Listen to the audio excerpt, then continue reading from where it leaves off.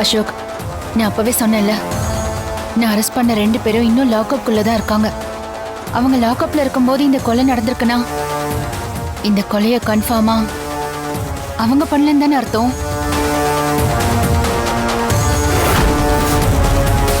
என்ன தர்மகர்த்தா, இங்க என்னதான் நடக்குது? முதல்ல உங்க மருமக சாவித்ரி இதே மாதிரி தான் இறந்து கிடந்தாங்க. அதுக்கப்புறம் அந்த பொண்ணு செவந்தி இதே மாதிரி தான் இறந்து கிடந்தா.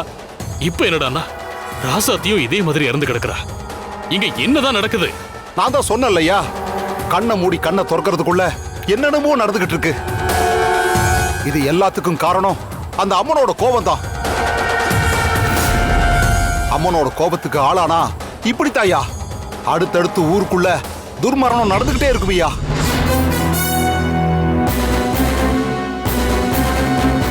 நம்ம தெய்வ குத்தம் பண்ணிட்டோங்கிறத இப்பவாச்சும் இந்த ஊர் மக்கள் உணர்ந்து துர்காவையும் கௌரியையும் பரிகார பூஜை பண்ண விடாம தடுத்து நிறுத்தணுமையா.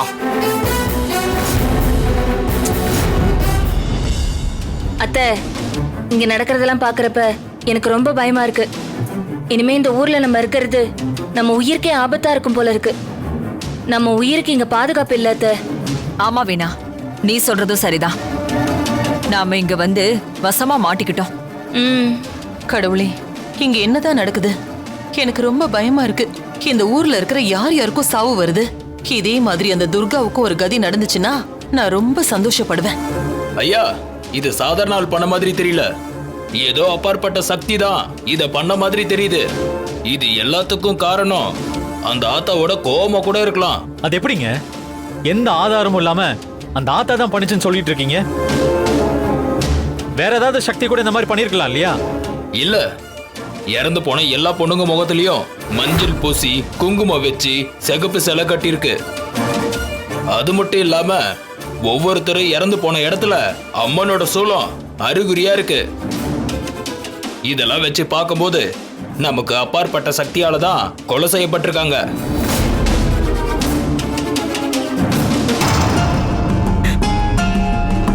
ஐயோ, அந்த அம்மனோட உக்கிரம் நாளுக்கு நாள் அதிகமாகிட்டே இருக்குது.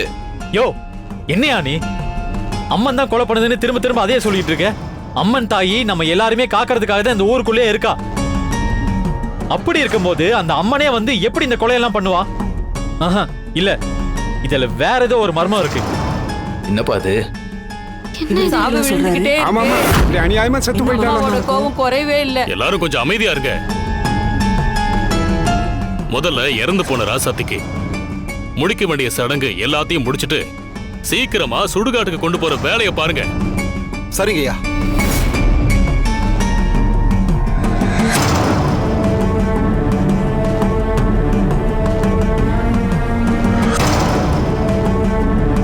இத பாருங்க, இப்படியே போயிட்டு இருந்துச்சுன்னா இந்த ஊரு கொஞ்சம் கொஞ்சமா மொத்தமா அழிஞ்சு ஒண்ணுமே இல்லாம போயிரும். அதுக்கப்புறம் இந்த ஊர்ல ஒரு உயிர் கூட மிஞ்சாது.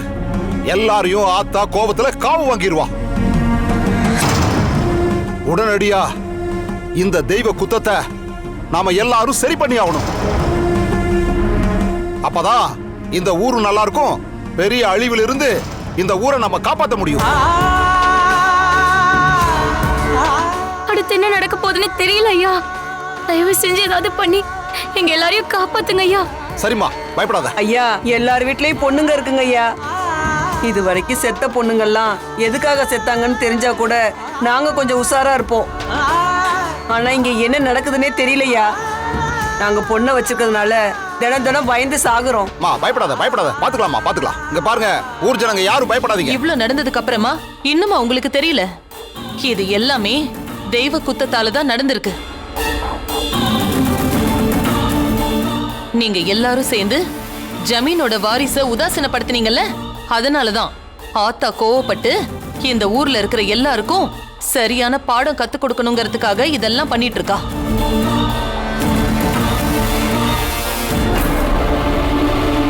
அக்கா, இந்த கோயிலை கட்டின, இந்த கோயிலுக்கு பாதுகாப்பா இருந்த ஜமீன் பரம்பரையில இருந்து வந்தவங்க இந்த திருவிழாவை நடத்தாம ஜெயிலுக்கு போயிட்டு வந்த தீட்டு பட்டதோட இருக்கிற பொண்ணு இந்த திருவிழாவை எடுத்து நடத்துறது அந்த ஆத்தாவே ஏத்துக்கல.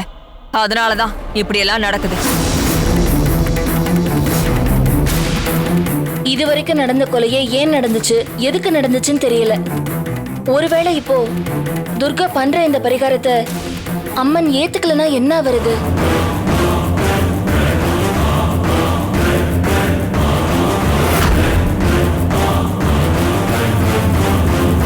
ஐயா, இந்த கடைசி பரிகாரத்தை மட்டும் அம்மன் ஏத்துக்கிறாம போயிட்டான்னா அதுக்கப்புறம் அதனோட விளைவுகள் ரொம்ப அதிகமாயிருமியா.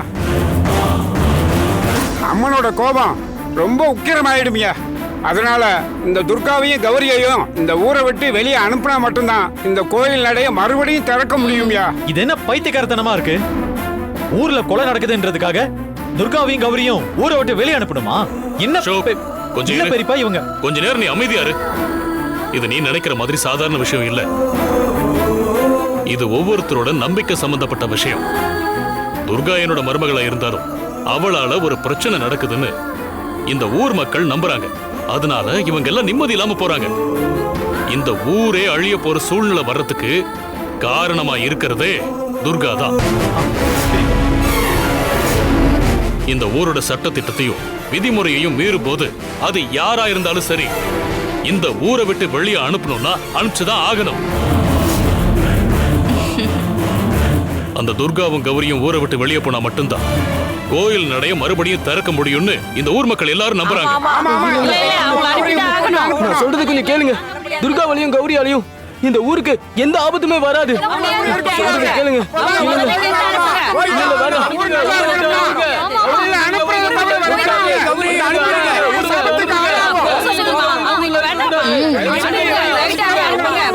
துர்காவையும் கௌரியையும் அனுப்பிடுங்க.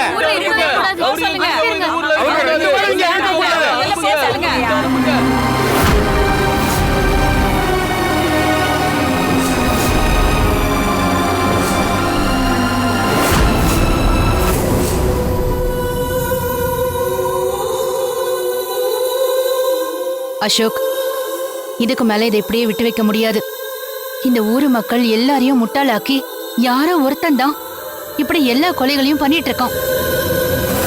இப்படியே அந்த கொலைகாரனை நம்ம விட்டு வச்சா ஊர்ல இப்படியே தொடர்ந்து ஒவ்வொரு சவா விழுந்துகிட்டே தான் இருக்கும்.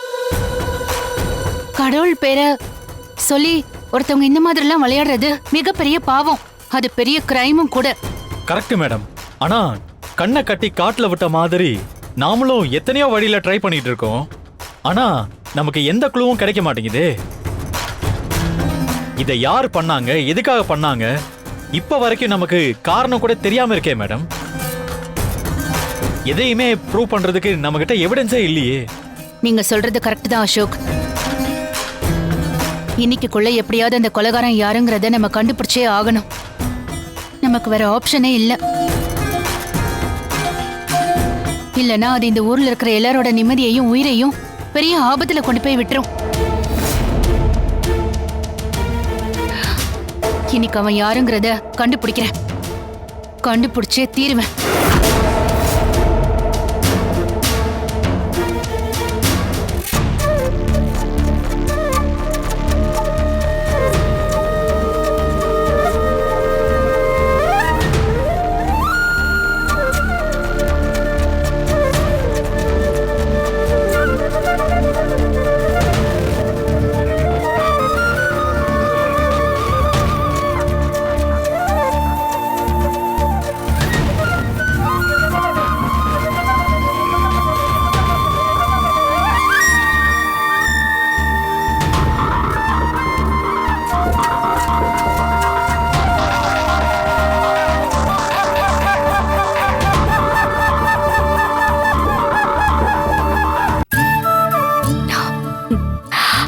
அம்மா தாயே, சின்னையா என் மேல இப்போ எப்படி பாசமா இருக்காரோ அதே மாதிரியே எப்பவுமே என் மேல பாசமா இருக்கணும்.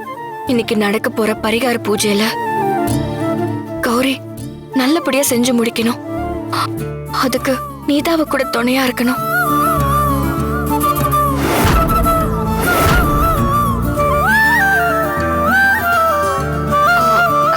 சின்னையா, சின்னையா இங்கதானே இருந்தாரு?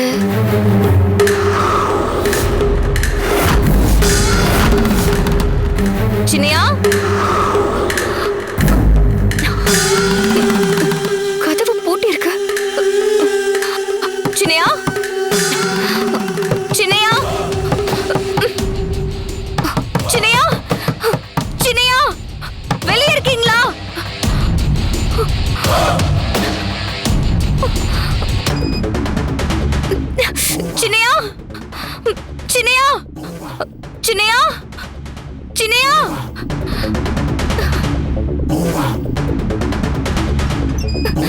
சின்னையா சின்னையா சின்னையா எங்க போனீங்க? விளையாடாதீங்க சின்னையா. சின்னையா கௌரியோட பரிகார பூஜைக்கு போகணும். சீக்கிரமா கதவை திறங்க சின்னையா. சின்னையா சின்னையா சின்னையா சின்னையா சின்னையா எங்க போனாருன்னே தெரியலையே. எதுக்கு இப்படி பண்றாரு? நேத்து ராத்திரி நீங்க கூட்டிட்டு வந்தாரு. இப்ப எதுக்காக என்ன இங்க அடைச்சு பூட்டிட்டு எங்க போனாருன்னு தெரியலையே. ஐயோ நான் பூஜைக்கு போகணுமே. சின்னையா சின்னையா சின்னையா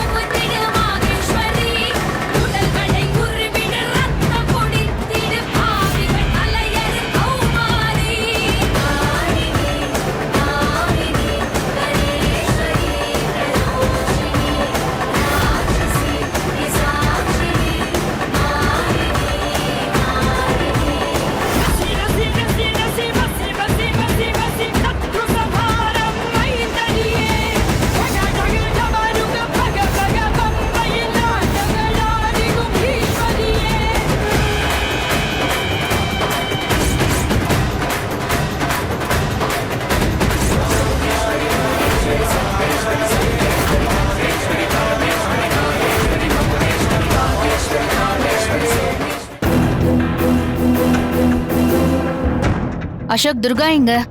மேடம், துர்காவை தனியா ஒரு ரூம்ல லாக் பண்ணிட்டு வந்திருக்கேன். என்ன அசோக் சொல்றீங்க? எனக்கு வேற வழி தெரியல மேடம். நீ வெளியே வந்தா உன்னோட உயிருக்கு ஆபத்துன்னு நானும் எத்தனையோ தடவை துர்கா கிட்ட சொல்லி பார்த்துட்டேன். ஆனா அவ புரிஞ்சுக்கவே மாட்டேங்கிறா. கௌரி பண்ண போற பரிகாரத்துல நான் கௌரி கூட தான் இருக்கணும்னு துர்கா என்கிட்ட சொன்னான். ஆனா துர்காவுக்கு ஏதாவது தப்பா நடந்துருமோன்ற பயத்துல நான் அவளை ரூம்ல வச்சு லாக் பண்ணிட்டு வந்திருக்கேன். ஓகே, ஆனா இப்போ துர்கா சேஃபா தானே இருக்கா? ஆமா மேடம், சேஃப் தான். ஆனா அங்க போய் யாராலையும் கண்டுபிடிக்க முடியாது. அப்போ ஓகே தான். மேடம், அந்த ரிசல்ட் என்ன ஆச்சு? நானும் அதை பத்தி தான் யோசிச்சுட்டு இருக்கேன். இப்போ கடைசியா நடந்த கொலையில நமக்கு ஒரு முக்கியமான எவிடன்ஸ் கிடைச்சிருக்கு. கொலை நடந்த இடத்துல நம்ம கண்டுபிடிச்ச பிளட் சாம்பிளை வச்சு பார்க்கும்போது அந்த பிளட் கண்டிப்பா கொலையாளியோட பிளட் சாம்பிளா தான் இருக்கும். எதை வச்சு மேடம் இவ்வளோ அக்யூரேட்டா அது கொலையாளியோட பிளட் சாம்பிள்னு சொல்றீங்க? ஏன்னா இறந்து போன அந்த பொண்ணோட பிளட் நமக்கு கிடைச்ச பிளட் சாம்பிளோட மேட்ச் ஆகல. சோ கொலை செய்யப்பட்ட அது அந்த பொண்ணோட பிளட் இல்லாம இன்னொரு பிளட் இருக்குன்னா கண்டிப்பா அது கொலையாளியோட பிளட்டா தானே இருக்கணும். என்ன மேடம் சொல்றீங்க? நீங்க சொல்றதெல்லாம் கேட்கும்போது எனக்கு தலையே சுத்துது. இப்பவே தலை சுத்துதுன்னா எப்படி? இன்னும் நாம கண்டுபிடிக்க வேண்டியது நிறைய இருக்கே. மேடம், அந்த இடத்துல எப்படி மேடம் வேற ஒரு பிளட் சாம்பிள் வந்திருக்கும்? இதை இப்படி யோசிச்சு பாருங்க. ஒருவேளை அந்த பொண்ணுக்கும் கொலையாளிக்கும் ஏதாவது ஸ்ட்ரகிள் நடந்திருக்கலாம். அப்போ கொலையாளிக்கு அடிபட்டு இருக்கலாம். அதனால வந்த பிளட் சாம்பிளா கூட இருக்கலாம்ல.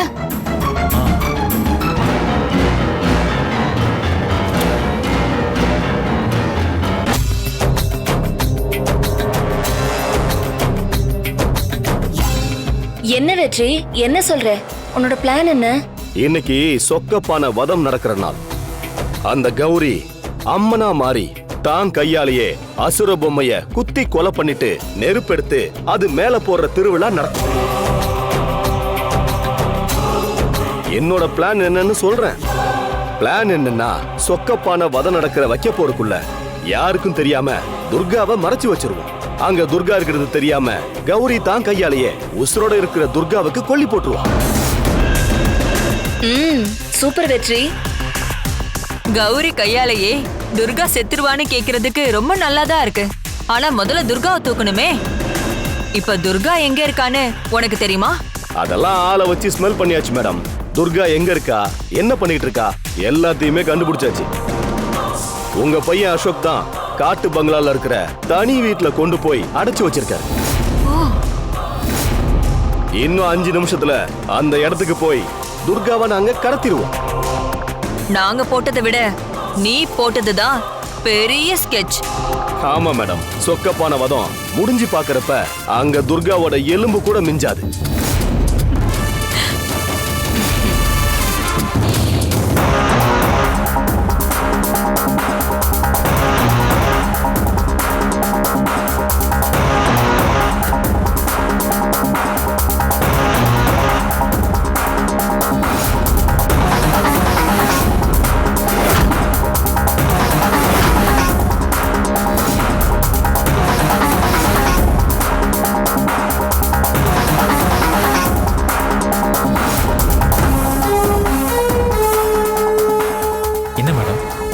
அங்க பாருங்க.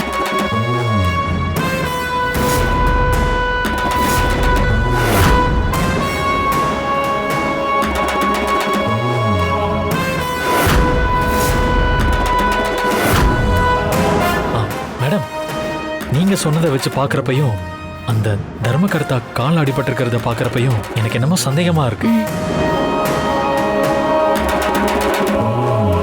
அசோக், நீங்க கெஸ் பண்ணது கரெக்ட் தான். எனக்கு என்னமோ இந்த கொலை எல்லாத்துக்கும் பின்னாடி இருக்கிறது அந்த தர்மகர்த்தான் தான் தோணுது. ஆமா மேடம், நீங்க சொன்னதை எல்லாத்தையும் வச்சு பாக்குறப்போ அந்த குளத்தங்கரையில இருந்த பிளட்டும் இப்ப இவர் காலில் அடிபட்டிருக்கிறதுக்கும் ஏதோ சம்பந்தம் இருக்குமோன்னு டவுட் பட தோணுது மேடம்.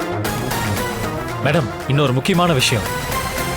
நேத்து வரைக்கும் இவரு காலெல்லாம் நல்லா தான் இருந்துச்சு.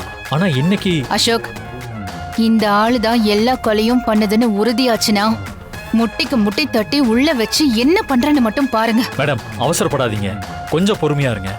ஏன்னா இந்த ஊருக்குன்னு நிறைய கட்டுப்பாடுகள் இருக்கிறதுனால நம்ம இதை ரொம்ப பொறுமையா தான் டீல் பண்ணி ஆகணும்.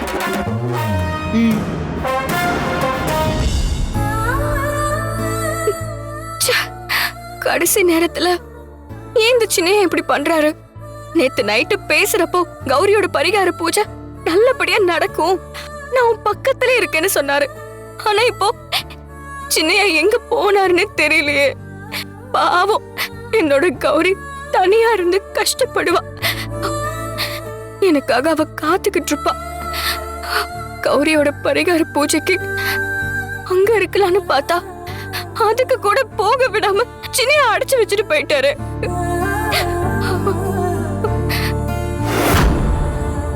அம்மா தாயே, ஏதாவது ஒண்ணு பண்ணி என்ன கௌரி கிட்ட நீ கூட்டிட்டு போமா.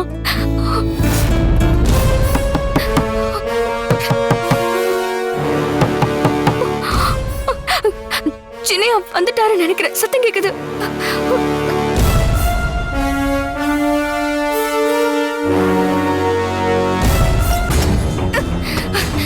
எங்க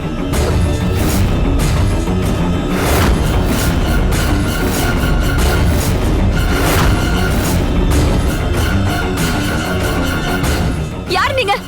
எங்க சின்னையா? உங்க சின்னையாதான் நீ தனியா இருக்கன்னு சொல்லி எங்க 3 பேரையும் உனக்கு துணையா எங்களை அனுப்பியிருக்காரு. டேய், தூக்குங்கடா. டேய், 1 லட்சம் ரூபாய் பணம் கொடுத்தோம், வேலையை முடிக்க துப்புலன்னு அந்த பொம்பளை என்ன அசிங்கப்படுத்தி காரி துப்பிட்டா. இப்போ அவளுக்கு இந்த வெற்றி யாருன்னு காட்டுறா.